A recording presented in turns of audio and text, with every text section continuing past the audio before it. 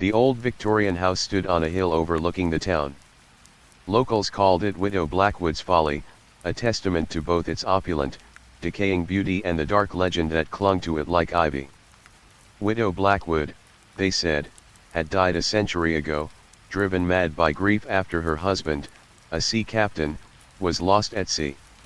Some whispered she still roamed the halls, her spectral cries carried on the wind. I, of course, didn't believe in ghosts. I was a historian, interested in the architecture and the stories, but not the spooky embellishments. I'd convinced the town council to grant me access to the house for research. They reluctantly agreed, warning me to be careful and not stay past dusk. The first few days were uneventful.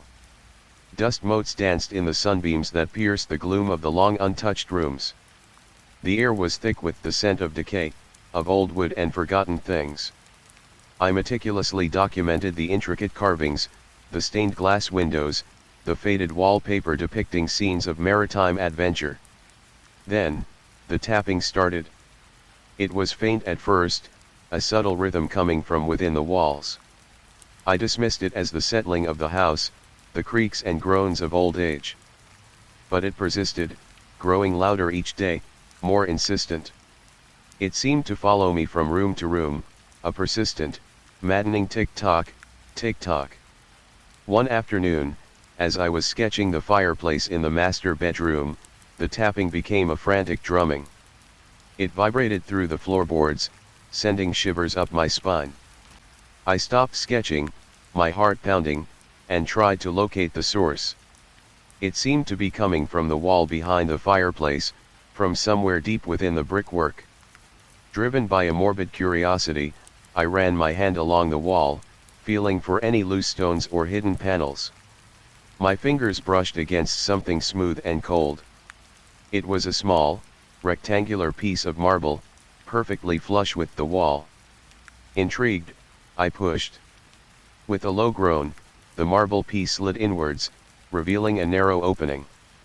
I peered inside, but the space was dark, shrouded in shadow. I fished out my phone and switched on the flashlight. The beam illuminated a small, cramped space. At first, I saw only dust and cobwebs. Then, my eyes adjusted, and I recoiled in horror. It was a small wooden box, inlaid with mother-of-pearl. Inside, nestled on a bed of faded velvet, was a human heart. Dried and shriveled, but unmistakably a human heart. A wave of nausea washed over me. The tapping, I realized, wasn't just the house settling. It was the sound of something trapped, something trying to escape. It was the sound of a heart, still beating faintly, after all these years. Suddenly, the room grew cold, the temperature plummeting several degrees. The air crackled with a strange energy.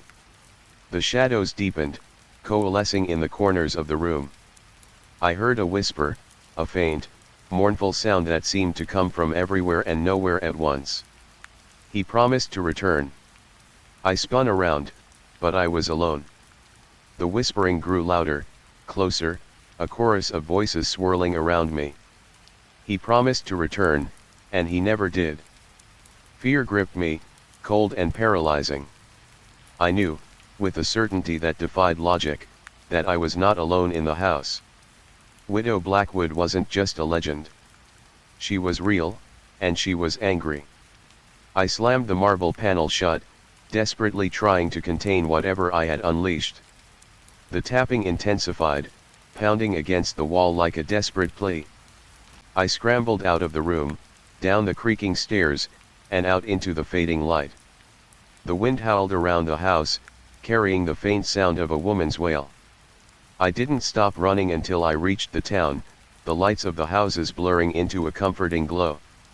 I told myself it was just my imagination, that the heart was just a macabre artifact, a morbid curiosity. But I knew the truth. I had disturbed something that should have been left alone. That night, I couldn't sleep. I tossed and turned in my bed, the tapping echoing in my mind. Then, I heard it.